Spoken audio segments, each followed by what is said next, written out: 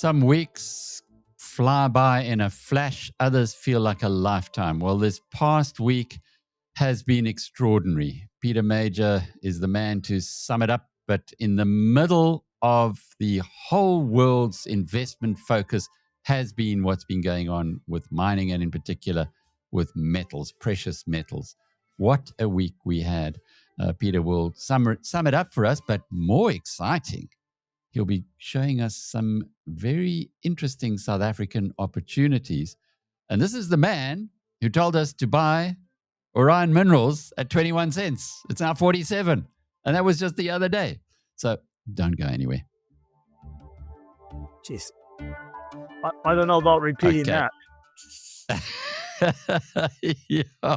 It's like when you've just got a hole-in-one on the golf course and you go to the next hole, you expect, let's get another hole-in-one. Well, it's not that easy. Not that easy. But we'll talk about that in a moment. Pete, this past week, how long have you actually been following things that are happening in mining, prices and mining markets, etc.? Gee, Alec, I was buying my first mining shares in 1974. We had, I think, 80 silver companies on the Spokane Stock Exchange. So if you grew up in the Silver Valley back then, 80, and everybody knew them pretty well. We knew which ones were fake, which ones were real. We heard this development's coming. I started looking at the big newspaper and spotting Driefontein, Western Deep, etc. about the time I was in college. I would say my third year of college, that would have been 79, 80. So I was actually a little bit late. I was buying shares in 1974, 75, 76, and I lost money on all of them because they ran out of money and the metal prices went down. I got depressed. I went logging in Canada for a year, lost some money there, and just came back to college and said, I'm not going to look at another share until I got a degree. But as we all know, by 77, 78, 79, I didn't have a degree yet, but metals were going crazy then. So I started looking at the South African shares because I wasn't buying them, but I was looking at them because I wanted to come here, which I did. At the end of 81, I went and booked an airplane ticket, managed to get a job with Rand Mines, and the rest is history. Landed here first week of January 82. So I've been looking and buying South African mining shares since literally January 82. Well, it's a long history, more than 50 years of actually observing markets. Have you seen anything in all that time like what we saw in the last week? I did. And it was so similar to what we saw in 1980 with the Hunt brothers going long silver. At that time, the rest of the world wasn't nearly as involved. You had America, and then you had everybody else added together that was about the size of America.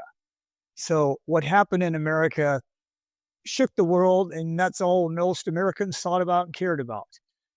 And that's exactly what happened. The Hunt brothers, they probably didn't mean to stimulate the mad rush they had. They just thought this was a great position to take. Go long silver, it's great metal. It's following gold. Gold's still running after being held hostage for 40 years by the Bretton Woods Agreement. But then the speculators climbed on. And who can blame them? Everybody wants to be invited to the party, even if they didn't get an invite. And that's what happened. It went too mad. 1979, 1980, the COMEX exchange in Chicago, they increased the margin requirements, they extended payment terms for people who were short, who was basically the institution's brokers. And it came tumbling down as quick, Alec, as it did last Friday and Monday. And there was a bounce up too. At least with the Hunts. With the Hunts, there was you could kind of rationalize it. Here were guys who'd taken a huge position and they had to get out of it. Yes, they got squeezed, they got hurt. But this time round, there was no Nelson Bunker Hunt. So what caused it? I heard there was quite a few bunker hunts, and they're all in China.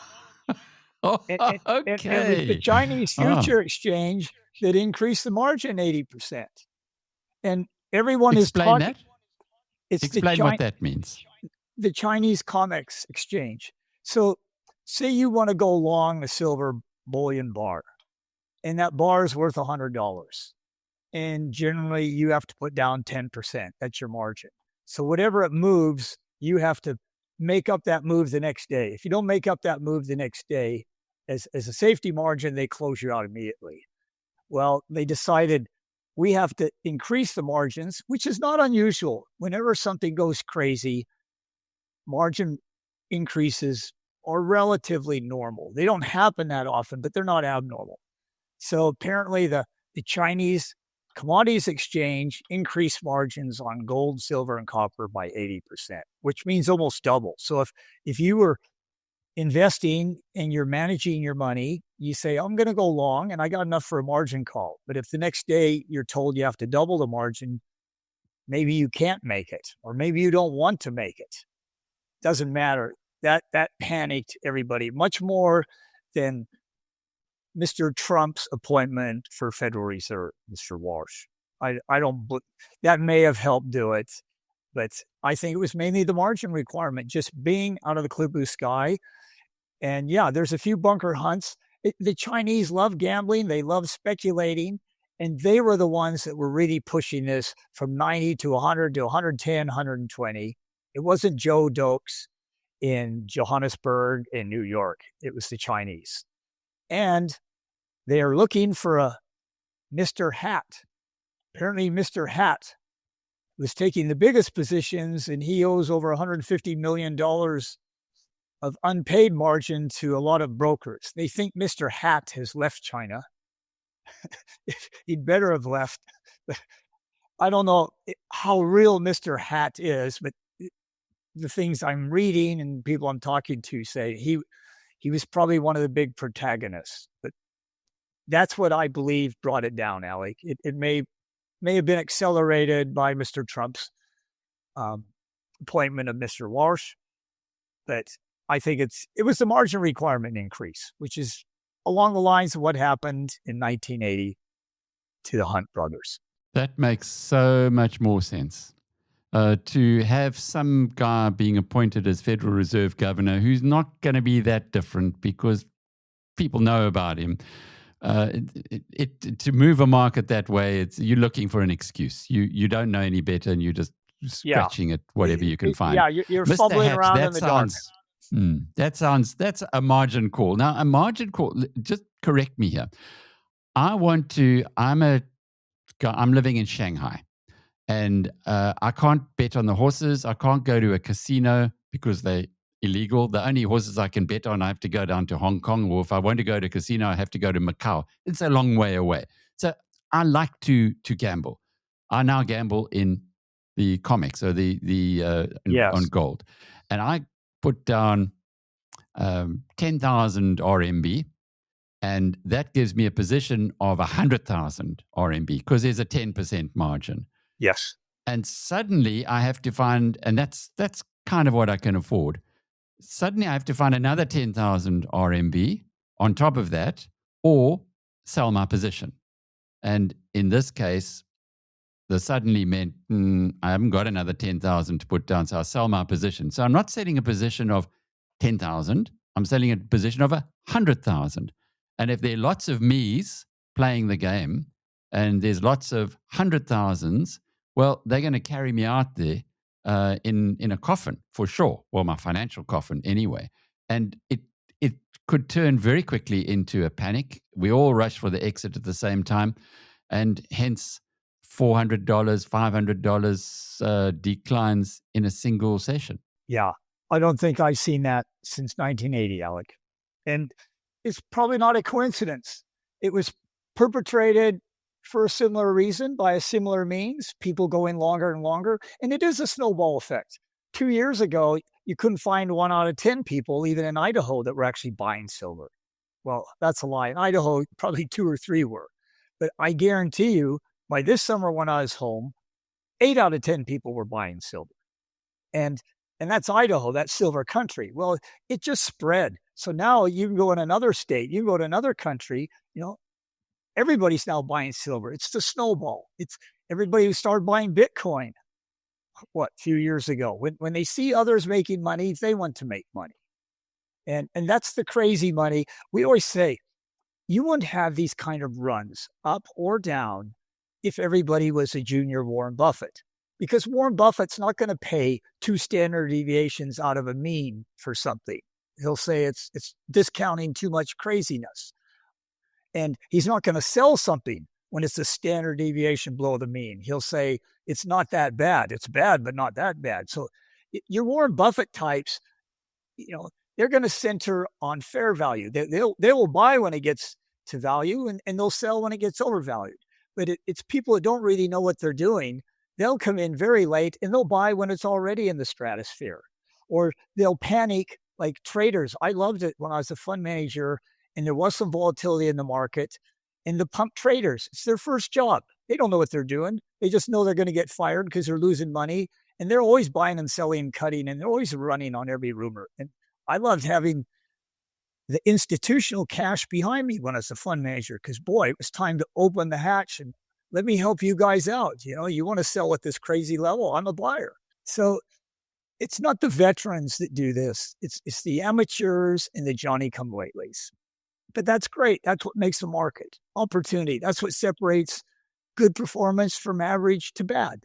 But you make a good point. There is a definite proclivity towards gambling in China. I've seen it with my own eyes, going to the horse races at Sha Tin or Happy Valley, actually in Hong Kong.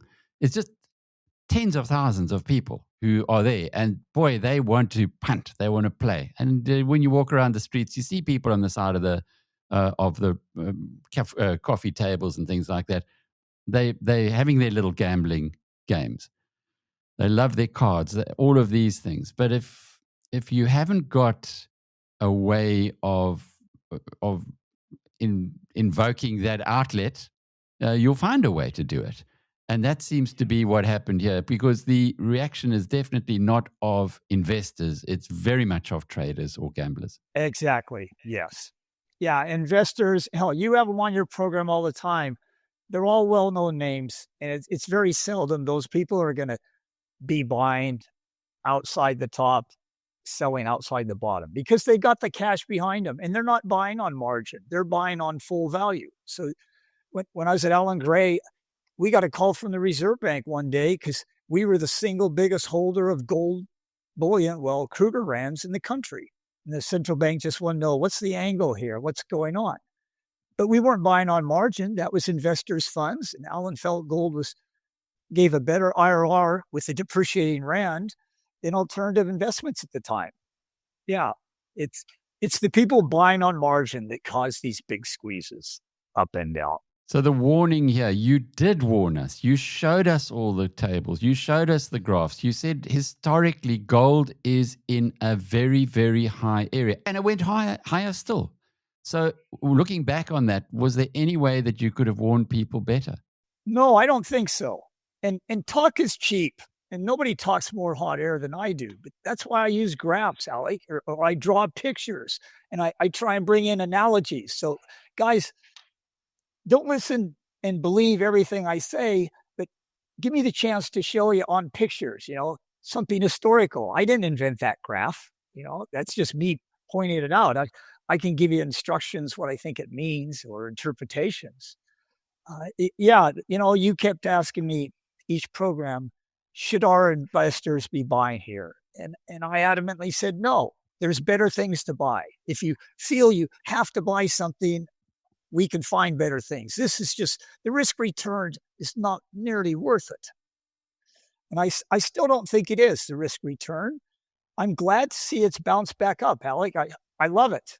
I like it. I like silver back to 90, but it's still in wary territory now. I'm not sure if this is just like 1980. It also bounced, didn't get back to where it was, but I don't know.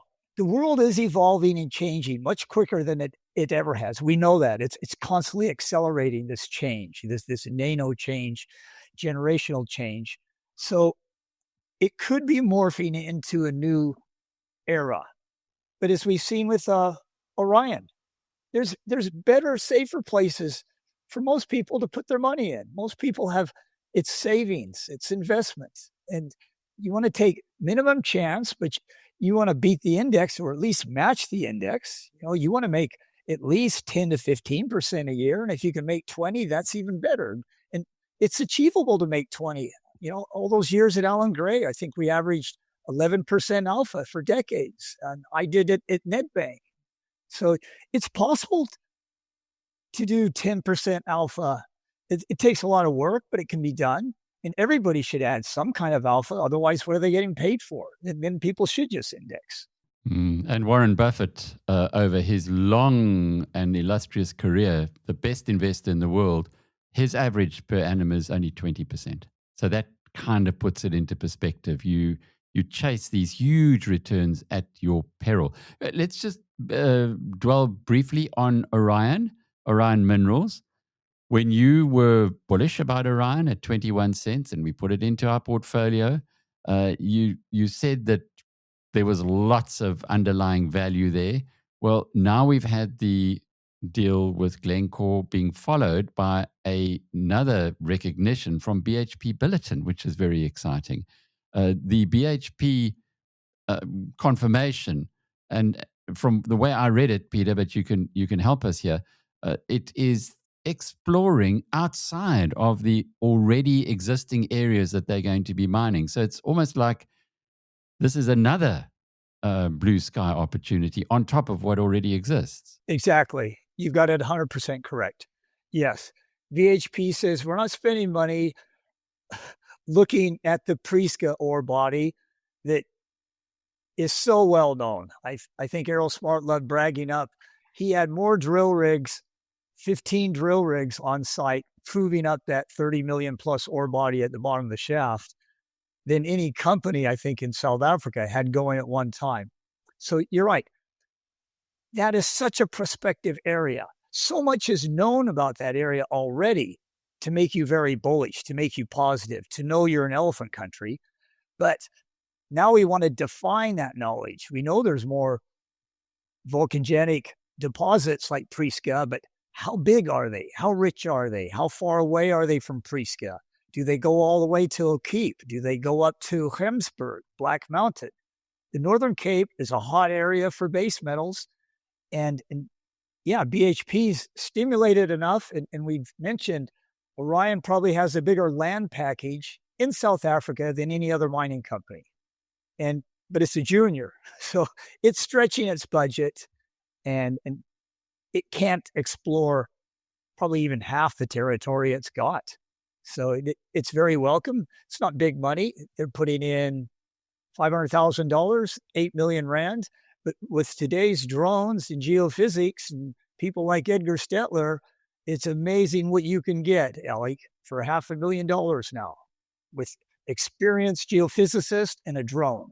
So another bull point for Orion, and 47 cents, still you're not scared at that level? No, I'm not.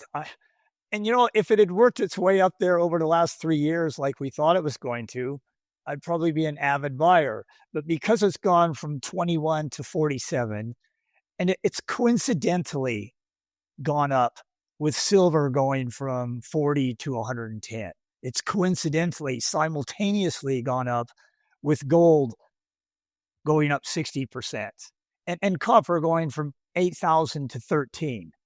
That gives me a little hesitation here. If I'm starting a portfolio from scratch, is my first buy going to be Orion at 47? Probably not, Alec. I'm always trying to be cute. I get burned as much as I don't, but I would try to be cute and wait, not so much for Orion just to have a pullback as maybe our market, maybe the metals market, because I'm not sure this is the only metals pullback we're going to have. But I am cognizant of the fact that whatever happens at the end of December usually continues January, February, March, and April. That's my rough recollection of my 50 years. So we're going through April pretty powerful, pretty strong. We could continue that way for another couple months, but maybe we're at a plateau. I can't see us going higher. Orion's got value here, but they still have to start mining, and that's the $1 million question everybody's got. Orion's been drilling a deposit we've known about for 7 years. They've been doing bankable feasibility studies. but they haven't pumped out that shaft.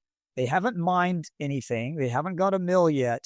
So people I've been talking to now about this, yes, it's fair value there, Peter, but we want to see some action now to buttress the share price. Mm-hmm. Well, there are other opportunities, perhaps other Orions waiting in the wings. Jubilee Metals Group. This is another small mining company listed on the Johannesburg Stock Exchange, and it's had a pretty good run in going towards the end of last year and primarily early this year, but it's still a long, long, long way from where it was in 2021.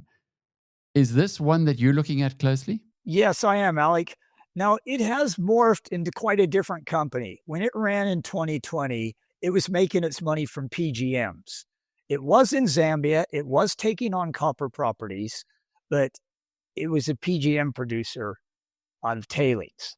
Notwithstanding, it's sold off, I think, all of that now, PGM and chrome.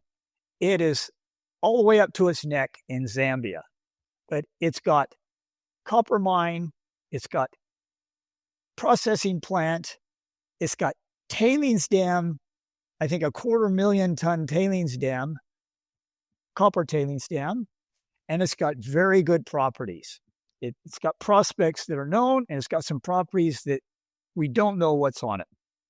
And Leon Koetser is a very good operator, very experienced ex-Anglo-American platinum metallurgist. He's run this company many, many years. Colin Bird's involved. They know what they've got. I know a little bit about what they got, and I really like it. This is a pure Zambian company now, and that is elephant territory. And one of the pluses that Zambia has over South Africa is foreigners are not afraid to invest there. We've seen tens of billions of dollars go into Zambia and the DRC this millennium in the pursuit of copper mainly, but also looking for gold and other base metals. So this company ticks all my boxes.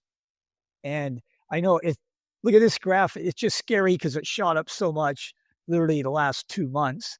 And I know it had a nice pullback on Friday, Saturday, Sunday, Monday, just passed. I think it fell all the way back to 93 cents. And I was just crying. I had no money.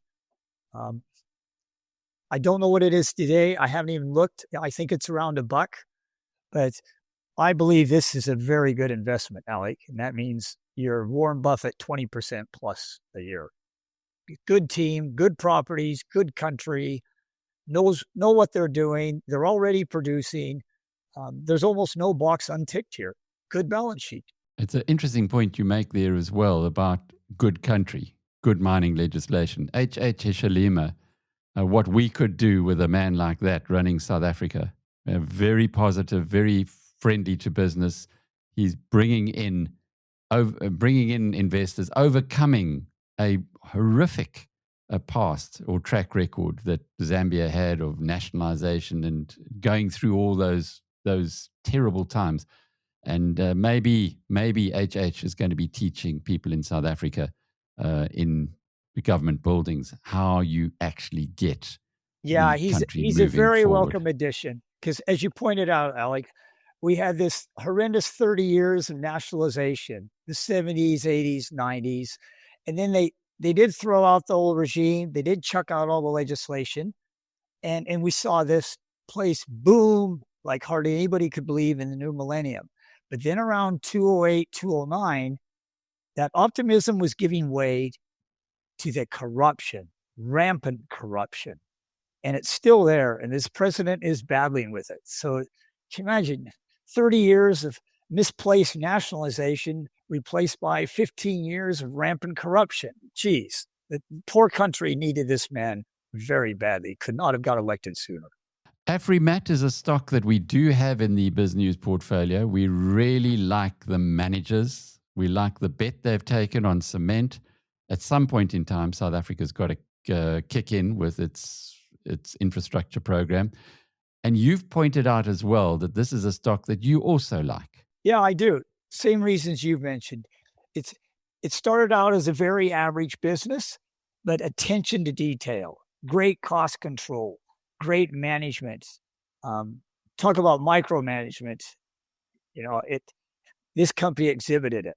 And they took a quarrying aggregate business to about as high a level as you could throughout the country, but they've used that format, their template, to go into mining. And yes, you start out bulk mining because that's what the aggregate business is.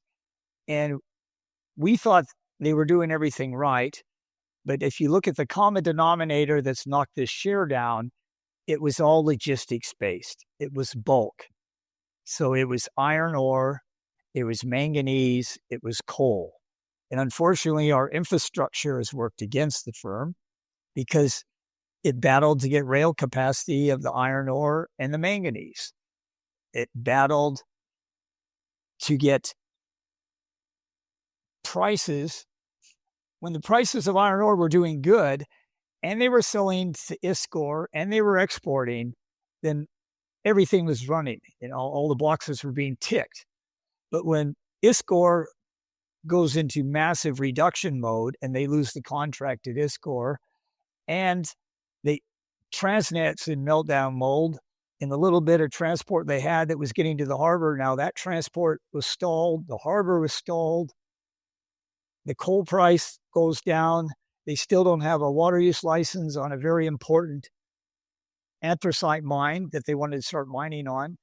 Yeah, a lot of things just kind of went against them, did go against them, but they're all temporary. All those can be fixed. So the company's working on fixing them. They will get them right. And you don't need 4 out of 4 to be running. You get 2 out of 4, this share is going to go up another 30, 40%, I believe. So, yeah, it's one for the portfolio. Copper 360.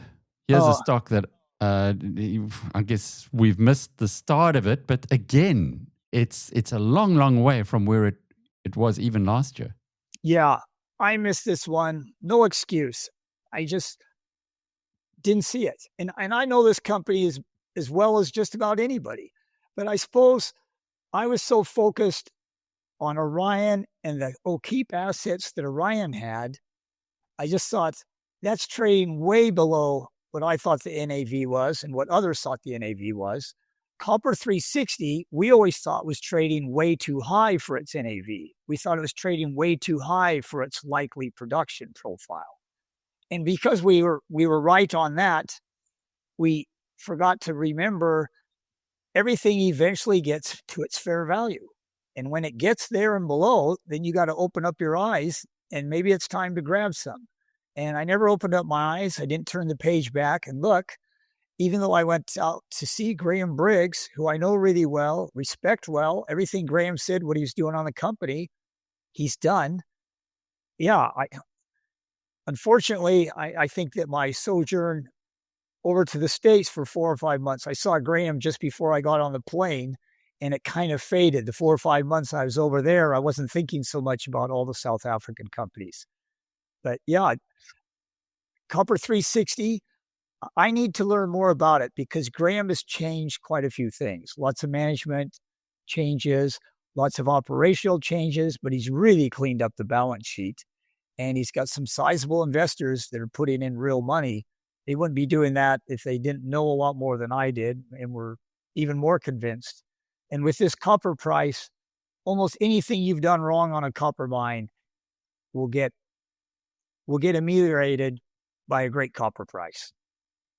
So let's review that one next week, and I'll have more relevant information on it, Alec.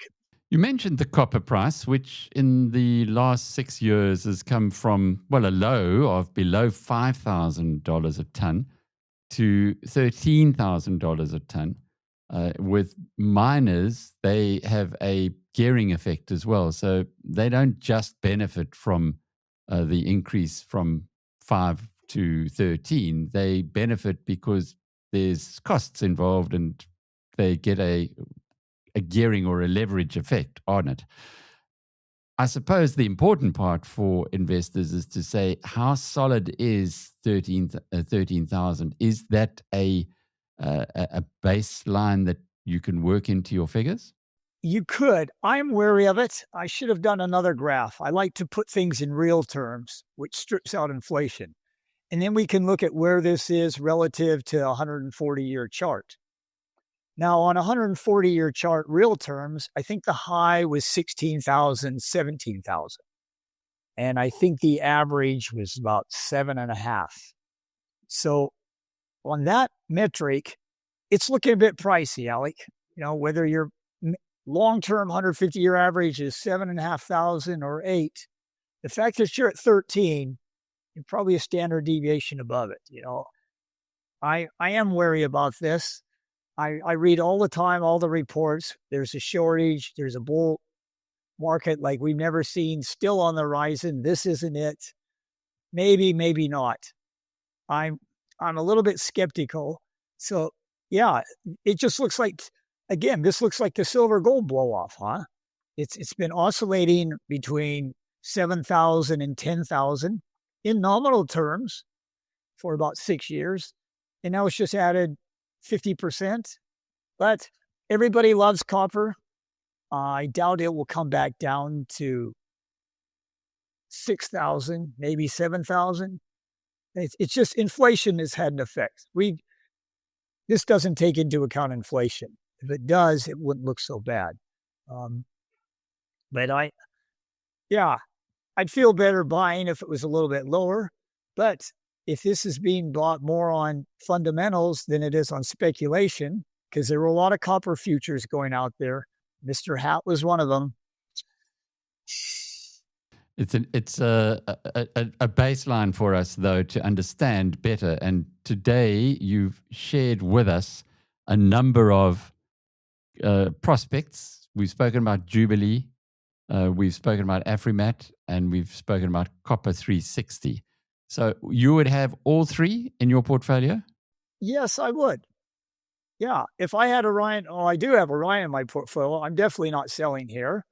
I got a little bit of Afrimat, definitely not selling here. Might even buy a little bit more. Copper 360 is not in my portfolio. I just want to do some work on it and see, is it relatively cheaper than Orion? Is it relatively cheaper than Jubilee? Whereas Jubilee and Orion, I just know inside and out. And I'm just very comfortable with them at these price levels, especially Jubilee. So Jubilee is the one that we need to be adding immediately, and wait on Peter's view on Copper 360 and maybe add that one as well. Well, Peter Major has given us a bonus edition today. We've kept you a little longer than usual, but thank you. It's well worthwhile. And we look forward to catching up with you next week when you are in Cape Town for the Mining Indaba. Absolutely. Where else would I be, Alec? If I was in a coffin, I'd still be here. I can't miss it. I have family commitments, so it's just one of those things that I'll be missing the Indaba this time around. But next year, I'll plan my life a little bit better. Peter Major is with Modern Corporate Solutions. I'm Alec Hogg from biznews.com.